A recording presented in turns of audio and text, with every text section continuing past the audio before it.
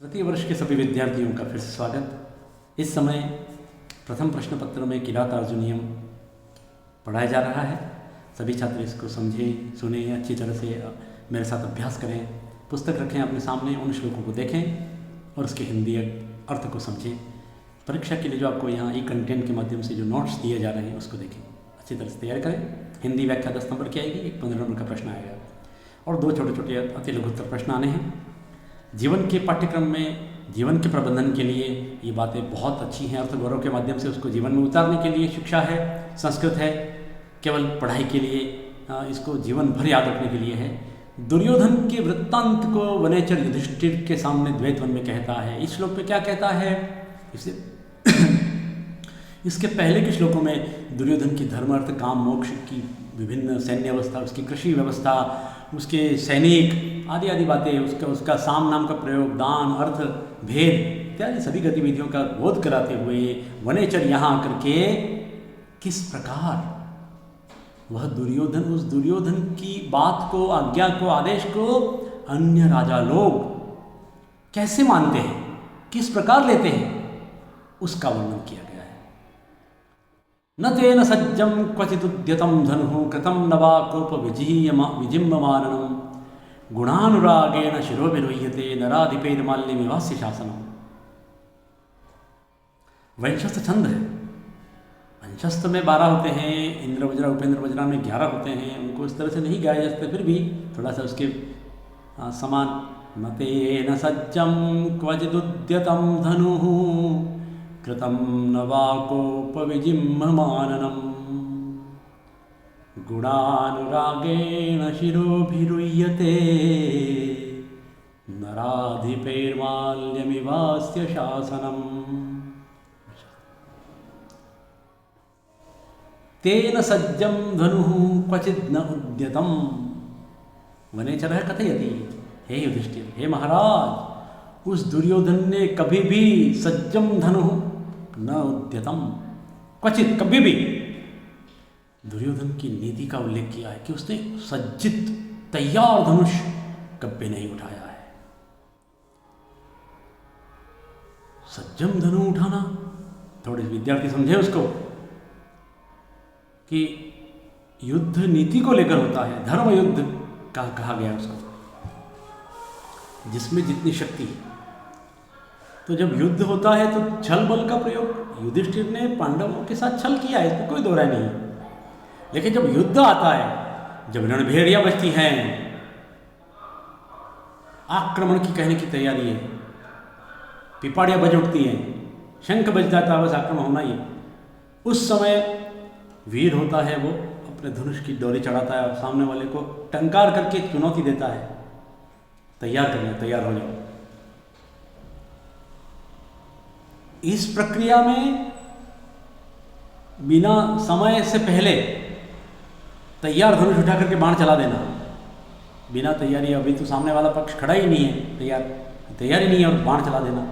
बाण कैसे चलेगा, जब धनुष पर डोरी चढ़ी हुई हो।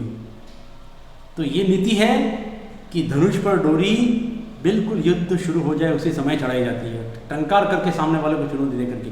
तो दुर्योधन ने कभी नीति का उल्लंघन नहीं किया, ये कहना चाह रहा है वनेचर। हे महाराज, तेन दुर्योधनेन क्वचिदपि उद्यतं धनुः, सज्जम धनु न उद्यतम, सज्जित धनु, तैयार धनुष कभी नहीं उठाया है। चढ़ा करके डोरी चढ़, शत्रु के सामने डोरी चढ़ा करके उसके टंकार करके उसको चुनौती देकर फिर बाण चलाए। दुर्योधन नीतिमान है, ये बात आ रही है।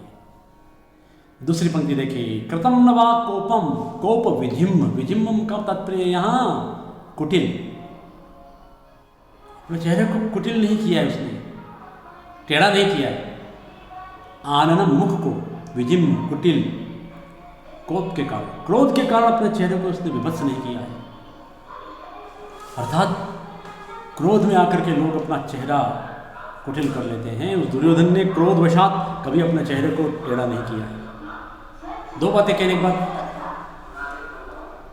पुनः वनेचर कहता है कि गुणानुरागेण, गुण अनुरागेण, गुणों के अनुराग से, उसके गुणों के प्रति वफादारी से, प्रेम से, शिरों द्वारा उह्यते, ढोई जाती है, वहन की जाती है। क्या? शासनम, आज्ञा को, उसकी आज्ञा को। किसके द्वारा? नराधिपैहि, अन्य नराधिप माने अन्य राजाओं द्वारा, अन्य राजाओं द्वारा दुर्योधन, अन्य राजाओं द्वारा दुर्योधन की आज्ञा को, आदेश को, दुर्योधन के प्रति गुणों के कारण, गुणों के अनुराग के कारण सिरों द्वारा सिर झुका करके उसी प्रकार स्वीकार की जाती हैं जिस प्रकार माल्यम इव, जिस प्रकार मालाएं पहनने के लिए सिर कैसे झुकता है, पुष्पहार पहनने के लिए सिर झुकता है, वैसे ही राजाओं द्वारा उस दुर्योधन के मुख से निकली आज्ञा को, आदेश को सिर झुका करके स्वीकार किया जाता है। सिरों द्वारा सिर झुकाकर उसके आदेश को माना जाता है। ये बात आई है। यहाँ अन्य राजाजन धन बल और गुणों से नतमस्तक होकर उसकी राजाज्ञा को मानते हैं, ये बात आई है श्लोक में। श्लोकस्यास्य अन्वयः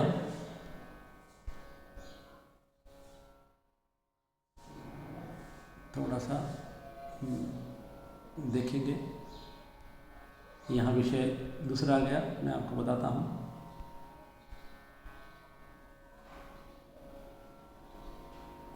कुछ तकनीकी व्यवधान हुआ है मेरे साथ, देख लेता हूँ मैं आपकी। आप तब तक दुर्योधन के इस विषय में वनेचर कहता है, आ गया वापस।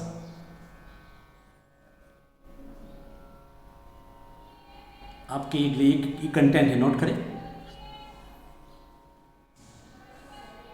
उसके आदेश को, उसकी आज्ञा को सिरों से मालाओं के समान वहन करते। उपमा है यहाँ। भावार्थ व्याख्या मौलिक वक्तव्य में जो बता चुका हूँ वही है लगभग। नहीं है तो आप इसको नोट कर लें आपके पास। और अर्थ गौरव की दृष्टि से ये जरूर है, श्लोक में विशेष बिंदु में अर्थ गौरव आता है। घाव करे गंभीर, अर्थ गौरव क्या है? कथा से इधर देखें तो श्लोक का कवि का संदेश है श्लोक में कि राजा को इतना प्रभावपूर्ण व्यक्तित्व वाला होना चाहिए कि उसका अपने आदेशों का पालन कराने के लिए असामान्य क्रोध नहीं करना पड़े, कभी कोई ऐसी बात नहीं करनी पड़े, न शस्त्र उठाना पड़े। वो प्रजाजनों का हृदय का ऐसा वो बन जाए कि उसके बिना कहे लोग मान लें उसकी बात। देखें कुछ व्याकरण के बिंदु हैं। माल्यम इव अस्य शासन, माल्यम इव अस्य, इवास्य दीर्घ संधि हुई। कस्य शासन? दुर्योधनस्य। इस दुर्योधन के शासन को, शासन का मतलब आज्ञा को, आदेश को मालाओं के समान वहन करते हैं। अब आगे अगले श्लोक में देखते हैं कि वो धार्मिक गतिविधियां दुर्योधन की यज्ञ करता है। कैसे यज्ञ करता है? यज्ञ करते समय राज्य का कार्यभार कौन देखता है? युद्ध शासन। हर श्लोक में वनेचर ने, महाकवि भारवी ने वनेचर के मुख से दुर्योधन के लिए एक शब्द कहलवाया। इस श्लोक में शब्द है युद्ध शासन, अप्रतिहत आदेश वाला, जिसका आदेश कभी उल्लंघन नहीं हुआ है, ऐसा युद्ध शासन वाला वह दुर्योधन। स है उसके लिए स यौवराज्ये नव यौवनोद्धतम, वह युवराज पद पर नव यौवन से उद्धत, नव यौवन से गर्विले। कौन है नव यौवन से गर्विला? दुशासन।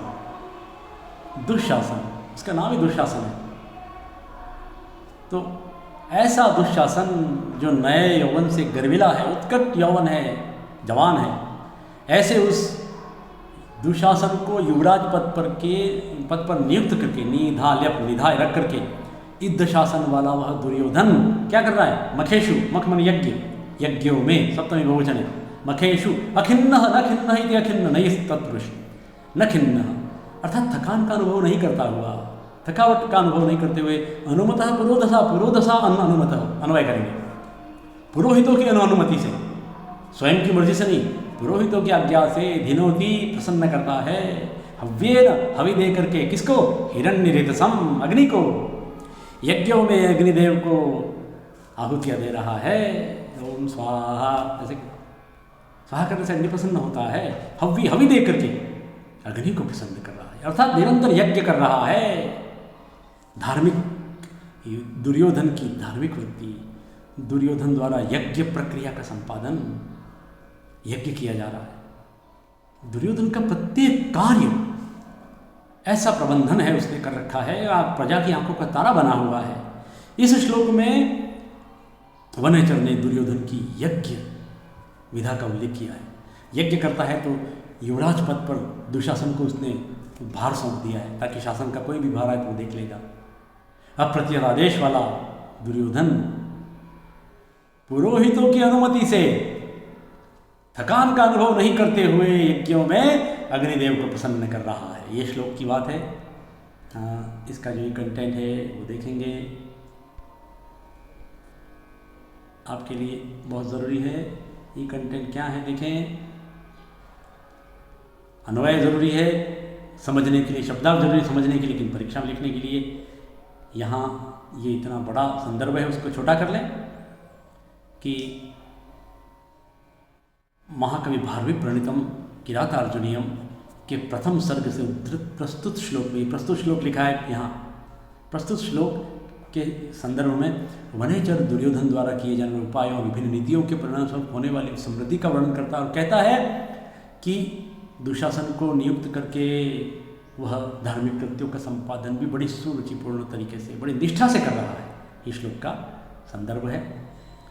ये अनुवाद जैसा मैंने आपको मौलिक वक्तव्य दिया है वही का वही है। यहाँ देखें, नोट करें विद्यार्थी, ये आपके लिए कंटेंट्स PDF नोट से हैं। अर्थ गंभीर्य की दृष्टि से देखें तो श्लोक में कवि का संदेश है कि राजाओं को अपनी भौतिक उन्नति करते हुए कर्तव्यों की तीक्ष्ण नहीं करनी चाहिए, भौतिक धर्म में भी अभिवृद्धि करनी पड़ेगी। यज्ञ त्याग का प्रतीक है, इसलिए यज्ञों का अनुष्ठान बहुत आवश्यक है। पर्यावरण की शुद्धि के लिए यज्ञ बहुत ज़रूरी है। व्याकरण है श्लोक में। देखें, यौराज्य, युवराज शय्य करने से यौराज्य बनता है, सप्तमी एकवचन से यौराज्य। नवयौवनेन उद्धतम इति नवयौवनोद्धतम, तृतीया तत्पुरुष। निधाल्यप दुखम शासनम यस्य इति दुशासन, बहुब्री समास है। जिसका शासन बड़ा दुष्ट है, दुखदपूर्ण है।